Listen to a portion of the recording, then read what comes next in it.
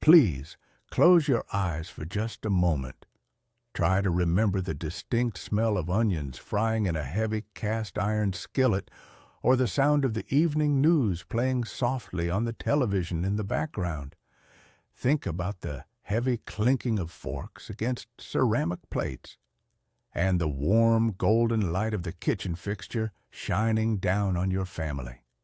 Today, we are going back to 1970s America, a time when inflation was soaring and grocery budgets were stretched incredibly thin. We are going to revisit 25 frugal dinners that our mothers conjured up out of pure necessity and endless love. These were the meals that filled our bellies when money was tight, yet they tasted like absolute perfection. And make sure you stay with me until the very end, because the final meal we remember is perhaps the most deeply touching and magical memory of all, a true testament to the beautiful sacrifices our parents made for us. Time seemed to flow so much slower back then, did it not? We did not rush through our days with our heads buried in glowing screens, frantically answering messages while swallowing our food without tasting it. Waiting had real value. We waited for our fathers to walk through the front door. We waited for the pot to boil on the stove, and we waited to hear about each other's day. There is a common misconception today that because we did not have modern technology or expensive conveniences, our lives were somehow poorer or more difficult. But the exact opposite is true. Our emotional lives were profoundly rich. We sat around matching formica tables on vinyl chairs, looking each other right in the eye. The kitchen was the beating heart of the home, filled with the warmth of the oven and the comforting scent of simple ingredients. When the wallet was empty, our families leaned on resourcefulness and creativity. Food was not just fuel, it was the wonderful glue that held us all together, proving that you did not need wealth to experience deep, enduring happiness. Let us begin by remembering a true staple of the 1970s kitchen, the beloved tuna noodle casserole. If you close your eyes, you can almost certainly smell that warm, comforting aroma wafting from the avocado green oven. When the grocery budget was stretched thin by the inflation of the decade, our mothers knew exactly how to perform a culinary miracle with just a single can of tuna fish. The ritual began with boiling a pot of ruffled egg noodles until they were perfectly tender. Then came the magic ingredient, that familiar red and white can of cream of mushroom soup, mixed with a splash of milk and a handful of frozen green peas. But the absolute best part, the detail that made our mouths water in anticipation, was the topping.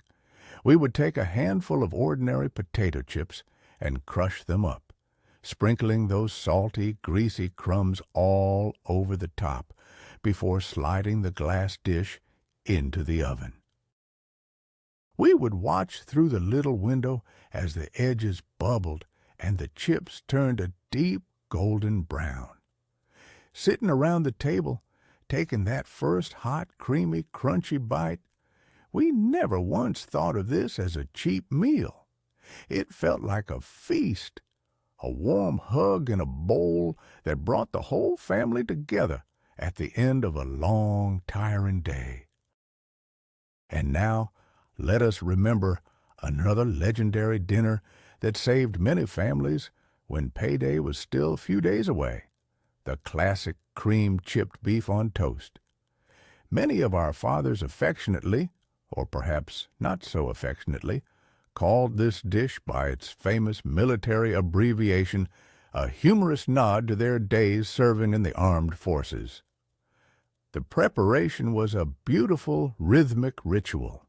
It started with melting a generous pat of margarine in a heavy cast-iron skillet, whisking in flour to make a simple paste, and slowly pouring in cold milk until it thickened into a rich, bubbling white gravy. Then Mom would tear up pieces of salty, dried beef from those little glass jars and stir them into the simmering sauce. The smell of the salty meat mingling with the creamy gravy was incredibly distinct and deeply comforting. We would take pieces of plain white sandwich bread, toast them until they were lightly browned and crisp, and lay them on our plates. The hot gravy was ladled generously over the top, softening the bread perfectly. It was entirely unpretentious, lacking in modern culinary elegance, but it filled our empty bellies and warmed us from the inside out. In those dimly lit dining rooms, that simple salty gravy felt like the most satisfying meal in the entire world. Moving along through our memories, we simply cannot forget the sweet and savory delight of beanie weenies. This was the ultimate dinner for a busy weeknight, often thrown together when parents were exhausted from work, but still needed to put a hot, filling meal on the table. The process was almost like child's play, yet so deeply satisfying to watch. Mom would take a sharp knife and slice cheap hot dogs into perfectly round little meat pennies. She would toss them into a saucepan, where they would sizzle just slightly, releasing that unmistakable smoky aroma.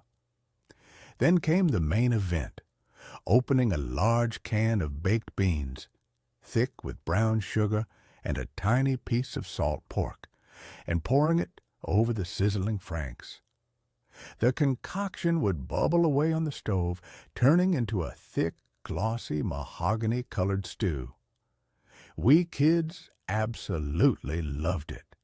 The sweetness of the baked molasses sauce perfectly balanced the salty, savory bite of the hot dogs. We would eat it out of heavy ceramic bowls, often using a piece of buttered white bread to wipe the bowl completely clean, making sure not a single drop of that sweet sauce was wasted.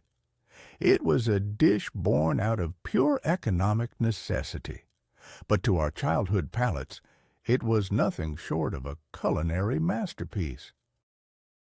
Let us take a moment to recall the bubbling, hearty warmth of homemade American goulash. This was not the authentic Hungarian dish, but rather our own wonderfully frugal 1970s version that could feed a small army for just a few dollars. The ritual always began with browning a single pound of inexpensive ground beef in a deep pot, chopping up a yellow onion until it became translucent and fragrant. That smell of beef and onions frying together is perhaps one of the most defining scents of a 1970s childhood. Once the meat was browned, Mom would pour in a large can of stewed tomatoes and a splash of water, letting it all simmer together. Finally, the elbow macaroni was poured directly into the pot, cooking right there in the rich red broth. As the pasta absorbed the tomato juices, it swelled up, thickening the stew into a magnificent, comforting mess. We would sit at the formica kitchen table, waiting impatiently as the pot was brought over. A sprinkle of cheap grated Parmesan cheese from the green shaker cylinder was the only garnish needed. Every bite was soft, tangy, and deeply savory. It was a masterpiece of stretching ingredients, ensuring that even when the wallet was nearly empty, our stomachs were completely full.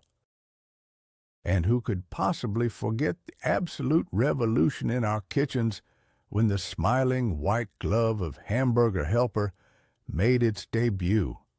When ground beef was getting incredibly expensive, this brightly colored cardboard box felt like a lifeline to struggling families.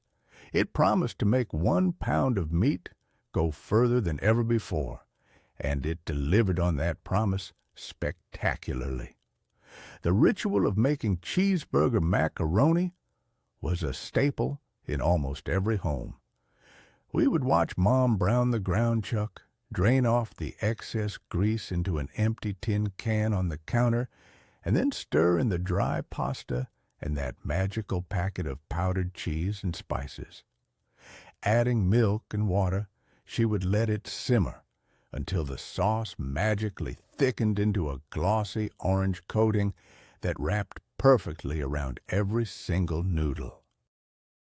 The smell of that savory artificial cheese and seasoned beef would waft through the house, calling everyone to the dinner table without a single word being spoken.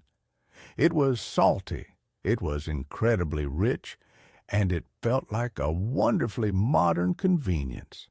Eating a hot bowl of Hamburger Helper while listening to the evening news made us feel safe and cared for, proving that even boxed dinners could be served with an immense amount of love. Let us turn our memories now to the simple, unmistakable sizzle of fried bologna sandwiches. For many of us, bologna was the cheapest lunch meat available, but when you threw it into a hot frying pan, it transformed into something truly spectacular. The preparation was quick and required a specific technique. You had to make a few little slits around the edges, or perhaps one right in the middle, to keep the thin slice of meat from curling up into a little dome as it hit the hot skillet. The edges would turn beautifully dark and crispy, releasing a wonderful savory aroma that filled the entire kitchen.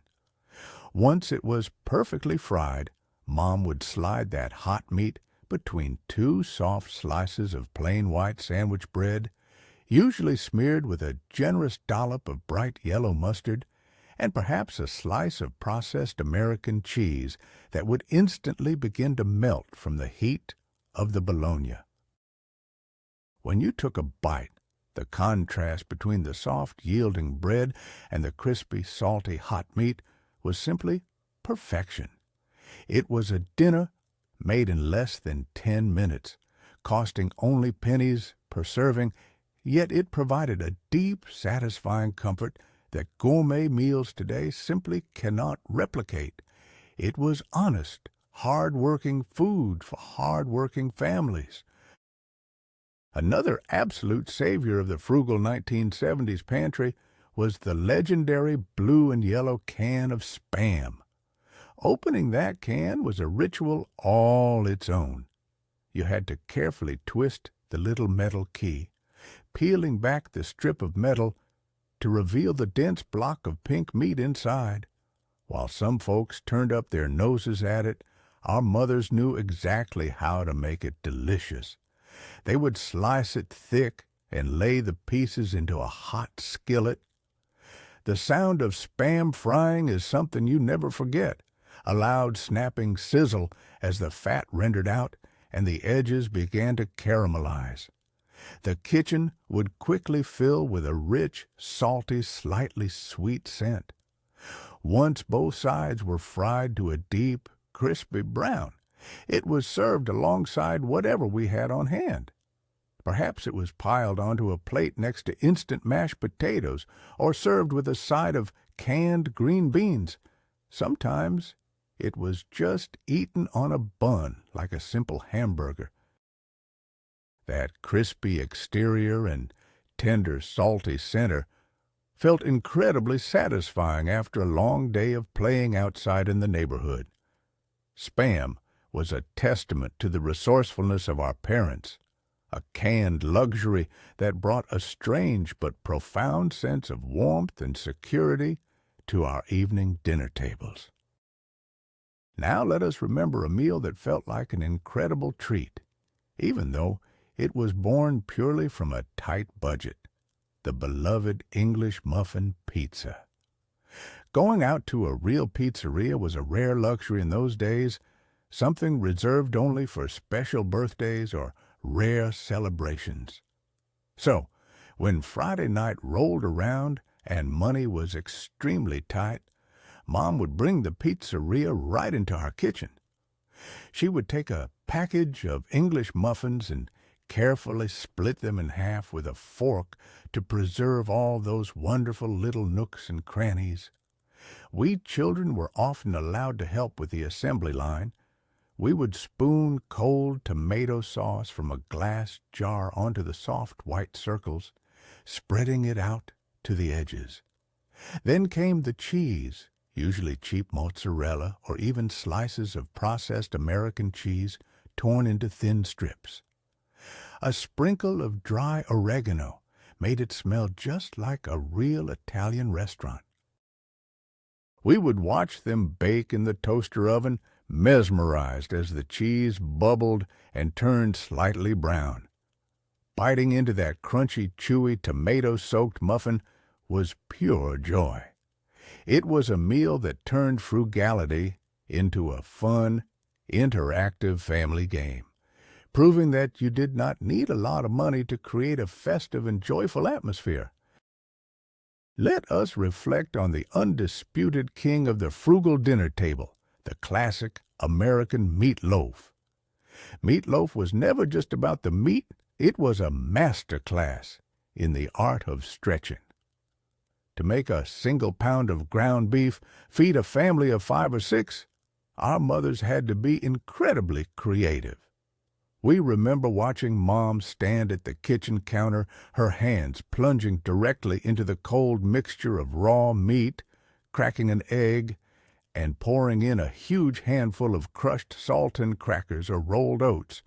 The crackers absorbed all the juices and doubled the size of the loaf without adding any real cost.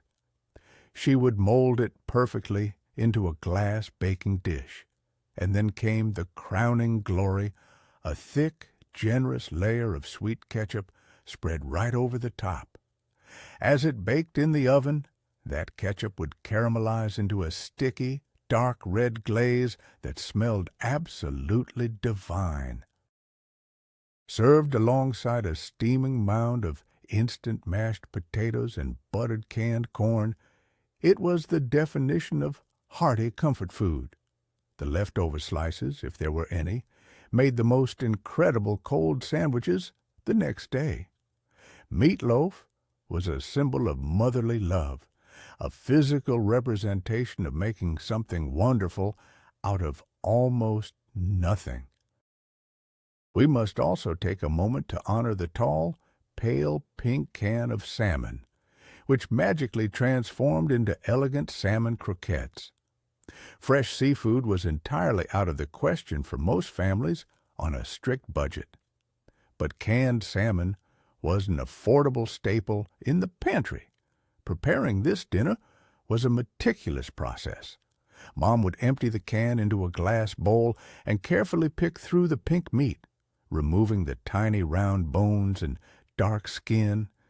Then she would mix the flaked fish with finely diced onions, an egg to bind it together, and plenty of cracker crumbs or fine cornmeal.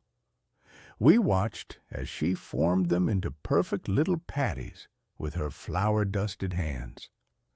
Dropped into a shallow pan of hot oil, they would sizzle loudly, filling the air with a rich, savory oceanic aroma that instantly made our mouths water. They fried until the outside was a beautiful, crispy golden brown, while the inside remained soft and steaming hot.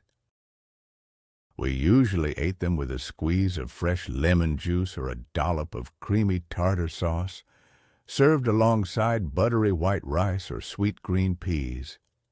It was a cheap, protein-packed dinner that felt surprisingly fancy, bringing a touch of coastal elegance to our humble, budget-conscious homes. Moving onward, let us remember one of the absolute most basic yet deeply loved frugal dinners of the decade, simple macaroni and stewed tomatoes. When the cupboards were nearly completely bare and payday was still a distant dream, this dish was a true savior, It required only two main ingredients and took exactly 10 minutes to make. The ritual involved boiling a pot of elbow macaroni until it was soft and tender. Then, a large can of whole peeled or stewed tomatoes was opened. Mom would roughly chop the tomatoes right in the can or crush them by hand before pouring the entire contents, sweet juice and all, directly over the hot noodles. A generous pat of margarine was stirred in, melting and creating a slightly creamy, glossy sauce out of the tomato juices. A heavy dusting of black pepper and a pinch of salt finished the dish. That was it. No meat, no expensive cheeses, just pure, simple carbohydrates and tangy tomatoes. Yet, sitting in the warm kitchen, slurping up those slippery noodles coated in the sweet, acidic juice, it was incredibly soothing. It taught us that food did not have to be complicated or expensive to be deeply satisfying and warming to the human soul. And what about the charmingly named porcupine meatballs? This was a dish that always brought a smile to our faces, a clever trick to make ground beef go significantly further. The secret ingredient was uncooked, long-grain white rice, mixed directly into the raw ground meat, along with onions and a few simple spices. Mom would roll the mixture into large, tight balls and drop them into a simmering bath of rich tomato sauce. As the meatballs cooked, a wonderful transformation occurred. The rice grains would absorb the savory juices and expand, poking out of the meat in every direction, making them look exactly like little prickly porcupines. We kids found this absolutely fascinating. The smell of the simmering tomato sauce filled the house with a deeply warm aroma, making the whole evening feel incredibly cozy. When served, the meatballs were tender, the rice providing a soft, comforting texture that stretched the meal perfectly. We would mash them up on our plates, mixing the rice and meat with the extra red sauce, ensuring every bite was perfectly flavored. It was a wonderfully imaginative dinner that turned a meager portion of meat into a magical, satisfying feast for the entire family. Let us not forget the sheer excitement that accompanied the bright yellow box of the Chef Boyardee pizza kit. For a child in the 1970s, seeing that box on the kitchen counter meant it was going to be a fantastic night. This was not a frozen pizza. This was an entire culinary experience packed into a tiny cardboard rectangle. Inside was a small packet of flour mixture, a tiny tin can of pizza sauce, and a little packet of grated Parmesan cheese. The ritual began with mixing the flour with warm water and a little oil, stirring it until it formed a dough. We were often allowed to use our own little hands to stretch and push the sticky dough across a greased baking sheet. It was never perfectly round, always shaped like a lopsided rectangle, but we were incredibly proud of it. We would pour the rich, dark red sauce over the top, spreading it with the back of a spoon. Sometimes Mom would add a few slices of cheap pepperoni or extra cheese, if we had it, but often we just used the powdery cheese from the kit. The smell of baking yeast and oregano was intoxicating. Eating that square, slightly doughy slice of homemade pizza made us feel like professional chefs in our own humble kitchens. Another unforgettable staple of our frugal childhoods was the deliciously messy sandwich, most often made with a trusty can of manwich. This was the ultimate comfort food for a chilly autumn evening. The process was wonderfully simple, but the results were absolutely spectacular. Mom would brown a pound of inexpensive ground beef in the skillet, breaking it up with a wooden spoon until it was perfectly crumbly. Then came the magical moment of opening the can of manwich sauce. Pouring that thick, dark red, sweet, and tangy sauce over the hot meat created a loud, satisfying sizzle and instantly released an aroma of tomatoes, brown sugar, and secret spices that made our mouths water. The mixture would bubble and thicken on the stove while we prepared the cheapest hamburger buns we could find. Often, the buns were lightly toasted to help them hold up to the moisture. We would ladle a massive steaming scoop of the meat onto the bun, and the moment you took a bite, the savory juices would run down your chin and onto your fingers. It was beautifully, wonderfully messy. We went through piles of paper napkins, laughing and eating together, united by the simple joy of a deliciously sloppy, perfectly sweet, and savory sandwich. Let us take a journey back to a dinner combination that is permanently etched into the memory of our generation. Frozen fish sticks paired with boxed macaroni and cheese. This was the quintessential Friday night meal when the budget was exhausted at the end of the week. The rectangular cardboard box of fish sticks would emerge from the icy depths of the chest freezer. Mom would arrange those perfectly uniform little breaded rectangles on a baking sheet.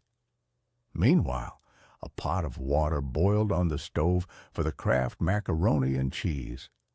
The distinct smell of bacon breading and fish mixed with the magical creation of that bright neon orange cheese sauce. We watched in awe as the dry pasta was transformed by milk, margarine, and that legendary foil packet of cheese powder. On the plate, the contrast was magnificent. The crunchy golden fish sticks, usually dipped in a puddle of sweet ketchup or tangy tartar sauce, paired perfectly with the soft, salty, overwhelmingly cheesy noodles. It was a dinner devoid of fresh vegetables, entirely processed, yet undeniably delicious. It was a meal that made us feel completely content, proving that kids do not care about gourmet ingredients, they just care about comfort. We must also warmly remember the creamy, comforting elegance of chicken a la king. This was a dish that sounded incredibly sophisticated, but was actually a brilliant method for utilizing leftover scraps or relying on inexpensive canned goods. If we had a roasted chicken on Sunday, the meager leftovers were meticulously picked from the bones to be used on Monday night. Mom would create a thick, velvety white sauce from butter, flour, and milk or chicken broth. She would stir in the pieces of chicken along with whatever canned vegetables were lurking in the pantry, usually sweet green peas, chopped carrots, and those little bright red flecks of jarred pimento peppers. The mixture would simmer gently, filling the kitchen with a rich, buttery, savory fragrance. To stretch the meal even further, it was ladled generously over toast points, plain white bread cut diagonally, or perhaps a mound of fluffy white rice. The hot cream sauce would soak into the toast, making it soft and deeply flavorful. Sitting at the table, eating this warm, creamy stew, we felt like we were dining in a fancy restaurant. It was a testament to our mother's ability to take the absolute bare minimum and dress it up into something wonderful. Let us now recall a dish deeply rooted in the frugal traditions of Eastern European immigrants, one that became a staple in many 1970s homes: simple cabbage and noodles. When the grocery budget was practically non-existent, a head of green cabbage was one of the cheapest things you could possibly buy. The preparation was humble, but required real patience. Mom would slice the heavy head of cabbage into thin ribbons and melt a large scoop of butter, or, if we were lucky, leftover bacon grease in a large, deep skillet.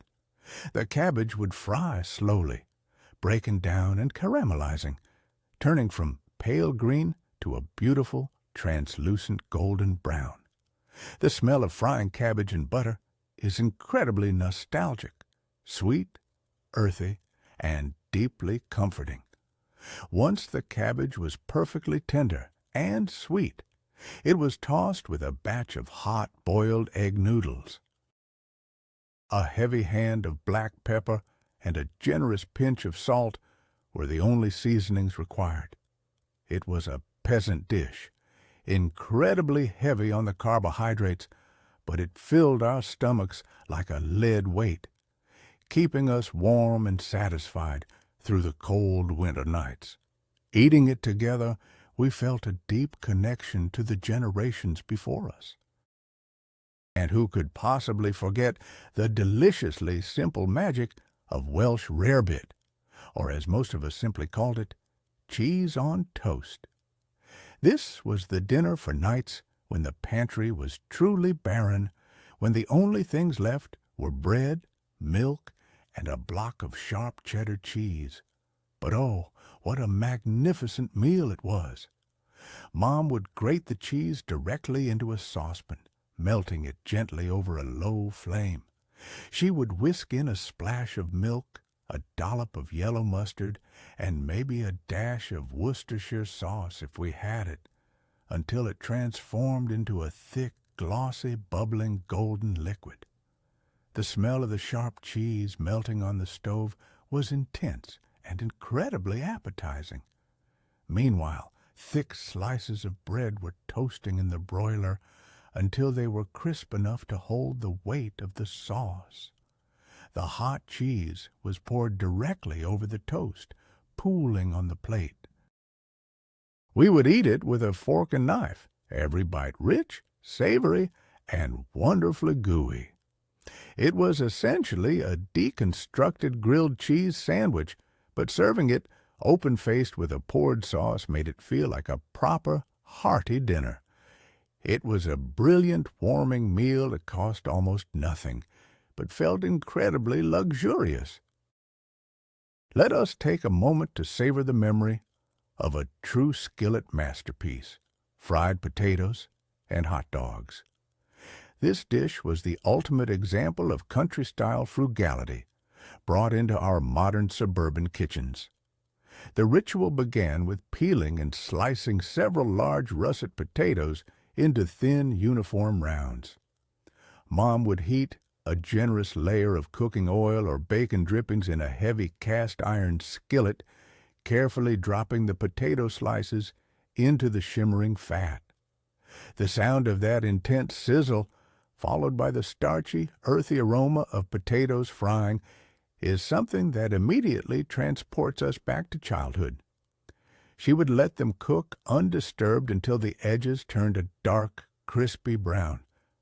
Then sliced hot dogs were added to the pan, mingling with the potatoes. The natural juices and smoky flavor of the hot dogs seeped into the potatoes, flavoring the entire dish perfectly. We would wait impatiently at the table, listening to the clinking of the metal spatula against the iron pan. Served steaming hot on a plate, usually drenched in sweet ketchup, it was a magnificent combination of crispy, salty, and savory textures. It remains one of the most beloved comfort foods of our entire generation. Finally, we arrive at what is perhaps the most touching and magical frugal meal of all, having breakfast for dinner. This usually happened when the budget was down to absolute zero, when there was literally no meat left in the house, and payday was still a day away. But the absolute brilliance of our mothers was that they never let us feel poor. Instead, they announced breakfast for dinner as if it were a grand, exciting event, a breaking of the rules. The kitchen would suddenly smell like Sunday morning on a Tuesday night. The sweet, buttery aroma of pancake batter sizzling on the griddle, the rich scent of scrambled eggs, and if we were incredibly lucky, a single strip of bacon for each of us. We would sit in our pajamas pouring sticky artificial maple syrup over tall stacks of pancakes, laughing at the sheer silliness of eating morning food in the dark of night. We never realized that this joyous occasion was actually an act of desperate economic survival. We only felt the warmth, the love, and the joy of breaking the routine. That sweet smell of syrup mixed with the evening air is a profound reminder of the immense sacrifices our parents made, shielding us from their worries and wrapping us in pure love. Looking back at all these meals, we realize something truly profound. We do not just miss the taste of boxed macaroni or the smell of frying bologna. We miss the people who prepared it. We miss the slow, gentle pace of life, the feeling of youth, and the undeniable connection we shared when we gathered around the table without any distractions. Those frugal dinners taught us that true wealth has absolutely nothing to do with money. If this journey back to the 1970s brought a smile to your face, please take a second to subscribe to our channel and leave a like on this video. It means the world to us. Now, I have a very important question for you. What was your family's absolute favorite frugal meal when money was tight? Please, take a moment to write your personal story in the comments below. We read every single one. Thank you for walking down memory lane with us today.